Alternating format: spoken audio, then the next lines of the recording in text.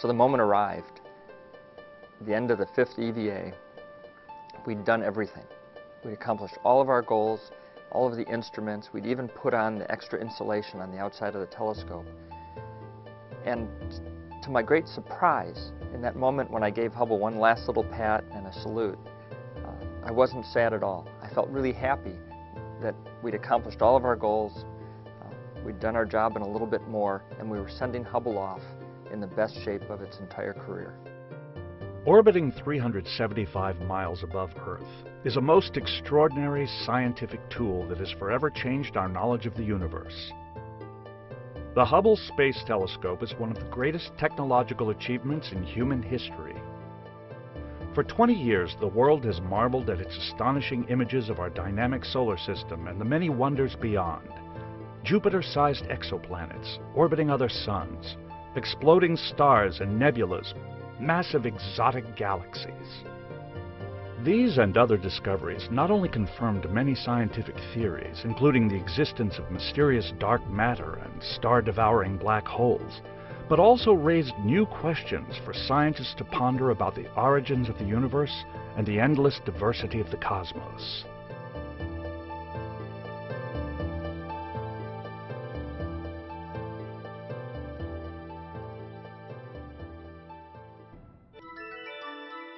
Since the dawn of time, we've looked skyward and wondered, how far away are those stars? And how many are there? How did this all begin? Are there other worlds like ours out there?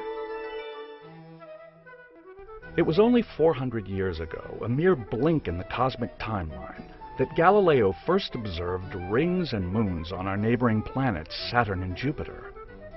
This forever dispelled the myth of Earth as the center of everything. Modern astronomy was born. As centuries passed, telescopes became larger and more powerful, able to observe far beyond the limits of our eyes. In 1924, from atop Mount Wilson, California, the astronomer Edwin Hubble first observed that the universe is made up of billions of galaxies, extending well beyond our own Milky Way. Hubble observed that distant galaxies appeared to be rapidly moving away from us. Using known stars to calculate distances between galaxies, Hubble confirmed their retreat. In 1946, the acclaimed astronomer Lyman Spitzer proposed building a large telescope to orbit the Earth. Free of the atmosphere's blurring effects, it would deliver images in brilliant new clarity. You always need visionaries who can look out into the future and think about what's possible. And the motivation that Lyman Spitzer and others in his footsteps had was about getting above the Earth's atmosphere. While Spitzer's idea was well received by astronomers, it would be more than 30 years before funding was granted to begin the design and development. It took time for the technology that people had to catch up to Lyman's initial conception. Named in honor of Edwin Hubble, the orbiting observatory's construction began in 1978 with the creation of an enormous, nearly 8-foot mirror to gather light from objects across the universe.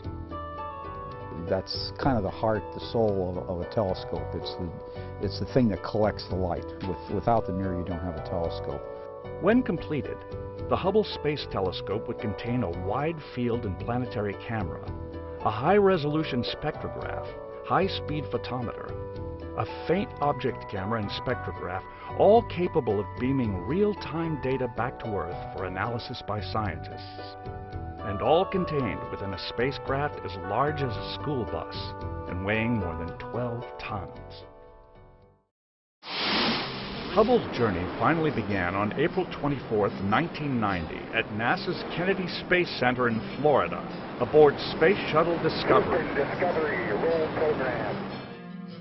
After a shuddering, bone-jarring launch, Hubble and its precision instruments was gingerly placed into orbit. I remember the crew talked for months leading up to the flight about what the significance of the flight was going to be. There was a lot of conversation back then among the scientific community about the Big Bang Theory. And there were those who believed that Hubble would provide all the answers. Among the crew members, we thought that Hubble would provide lots of answers, but that it was probably going to revolutionize the field of astronomy and astrophysics. Light from the objects it studied would be focused onto Hubble's giant mirror, then converted into data for downlink through a communications satellite to 60-foot microwave antennas at White Sands Test Facility in New Mexico. From there, the data would be relayed to Hubble's Operations Center at NASA's Goddard Space Flight Center in Greenbelt, Maryland, and on to the Space Telescope Science Institute in Baltimore for dissemination to scientists worldwide. Now that the telescope was deployed, the promised brilliance of its photography had astronomers eagerly anticipating Hubble's first images. What they got were pictures rendered useless by a fuzzy halo around each of the sighted objects.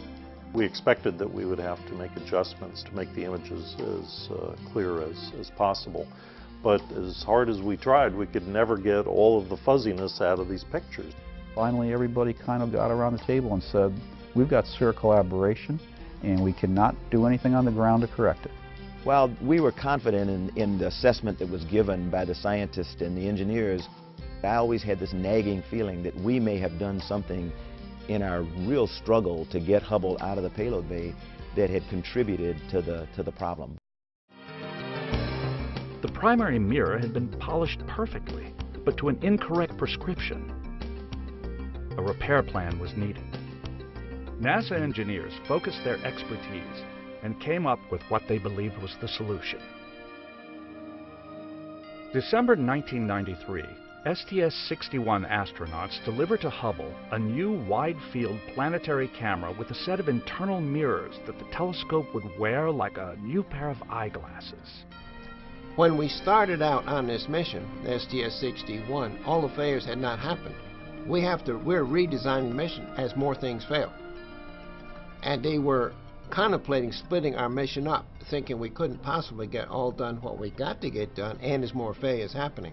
The miracle on the ground was getting it all done and getting it onto the shuttle on cost and schedule, and then the miracle in space was for the first time ever servicing a satellite with 5 EVAs and having every single spacewalk go perfectly.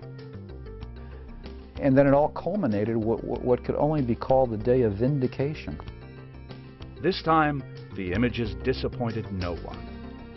It took years, but I finally breathed a sigh of relief that I had not been one of the causes of Hubble's fall.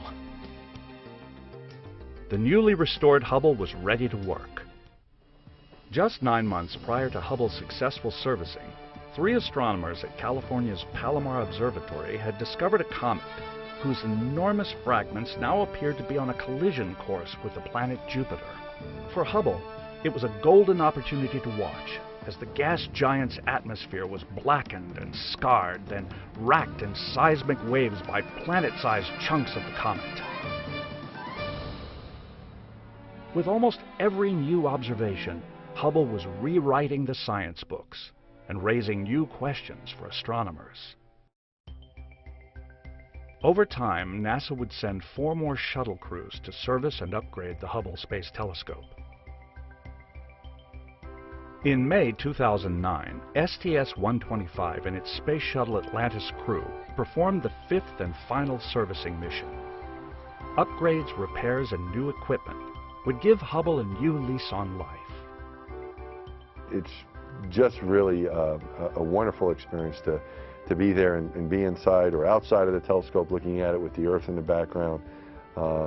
Working during a spacewalk is really quite a privilege. So those memories are the most vivid ones that I have. This was mission specialist John Grunsfeld's 3rd visit to Hubble. On his 6th spacewalk, Grunsfeld became the last human to lay hands on the telescope. So it's this synergy between the humans and the design of Hubble to be serviced that has really given us not one Hubble Space Telescope or one observatory, but many observatories each time we visit it and reinvent the telescope. Hubble really is an amazing example of the way people and robotics works together in space. Hubble is up there without people operating it in space every day, taking these great observations, and yet it benefits from having people come to it and inject new technology. So it's not a 20-year-old telescope. It's got brand new technology.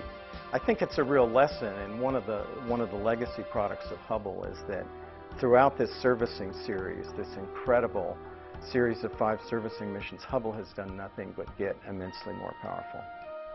With Hubble, our neighboring planets now reveal themselves in never-before-seen clarity. Giant gas planets like Uranus and Neptune, they sound large and they are large, but they're very far away.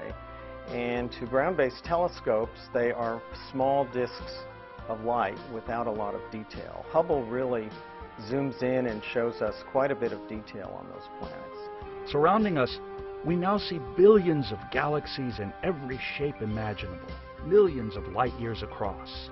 It's a single point of the sky. We stared for 10 days at a single blank piece of sky, no more than a drinking straw. So you look up at the sky, look through a drinking straw, and we found 10,000 galaxies in that single pinpoint of dark sky. 10,000 galaxies there. Some of those galaxies have been around, their light has taken 13 billion years to reach us. Hubble's imaging of exoplanets circling nearby stars provides direct evidence of new planet systems under construction. Hubble has given us new insights about how stars die and how they are born. Hubble's discovery of a supermassive black hole in the center of galaxy M84 has led astronomers to conclude that an immense black hole is at the center of most galaxies. What we did was we put the spectrographic slit of this instrument down right on the core of this elliptical galaxy M84. So what we're looking for is the signature of a black hole. What happens there? What happens in that environment? Well, usually what happens is there's a ring of gas in a very tight orbit around that black hole. And that ring of gas is rotating very, very quickly, of course, because the black hole mass is huge. One way to recognize the presence of a black hole would be to measure its influence on the stars and gas that are close to it. Hubble has greatly contributed to astronomers' knowledge of dark energy and how this mysterious, little understood phenomenon is speeding up the very same expansion of the universe discovered by Edwin Hubble decades before. What everybody believed was that the universal expansion was slowing down due to gravity. I mean, it made sense. There's no anti-gravity that we know of, but there is now. In Hubble's 20 short years, we've learned more about our universe than in the nearly 400 since Galileo first peered into his modest telescope. Hubble's last servicing mission marks the telescope's new beginning. More powerful than ever, it will lead our exploration of the cosmos for several years to come. To come to the end of that time and release Hubble and think, you know, everything we came to do got done, made me feel really proud about the whole team, the way we'd worked together, hopeful for the future with Hubble that everything we'd done actually worked and when they checked it out, and just thinking about what Hubble could do now that we've given it a new lease on life. It was very rewarding. Not many humans get to work on things that 100 years from now, history will remember. Hubble is certainly one of them. The Hubble touches people not only for the science, but it touches people for its aesthetics and its beauty. And the people that choose what to study have done the right thing. They've done an extraordinary job of not only getting great science, but also the beauty of the universe. 400 years from now, they'll look back and they'll say, well, the Hubble really did change the way we see the universe. I think the scientific legacy is that textbooks have been rewritten because of Hubble. I think the fact that we didn't know 20 years ago about black holes or exosolar planets or galaxy evolution, dark energy, we didn't know we could measure dark matter. I mean, we're at a point in our history where we have now discovered we only understand 4% of the universe. The rest of it is completely unknown. Waiting in the wings is NASA's Next Generation Telescope. When it is launched in 2014, the James Webb Space Telescope will soar deeper into space and look even farther back in time to unexplored territory at the beginning of our universe. And the Hubble has shown us, if you like, the peaks of the iceberg, those very first galaxies. The James Webb Telescope is going to penetrate right into what we call these dark ages, where those very first galaxies are probably lurking, out of sight from us currently. The Hubble telescope has made a remarkable journey, from imagination to reality. It has not only transformed the way we view the universe, but also fundamentally changed how we view ourselves, our place in the ever-expanding cosmos, and the never-ending journey before us.